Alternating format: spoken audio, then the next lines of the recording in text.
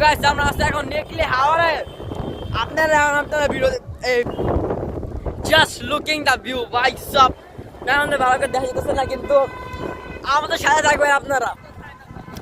দেখবেন যে আমরা কত কিছু মজা করে এনজয় করে আমরা গোসলও করতে পারি গাইস সাথে থাকবেন সাবস্ক্রাইব লাইক সব শেয়ার করবেন বেল আইকন ক্লিক করে দিবেন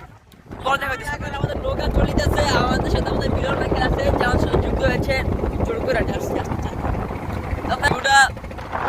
মারাত্মক মোটামুটি সুন্দর ভাই ঢেউ যে যাইতেছে আমার অনেক ভয় লাগতেছে আর যে বাতাস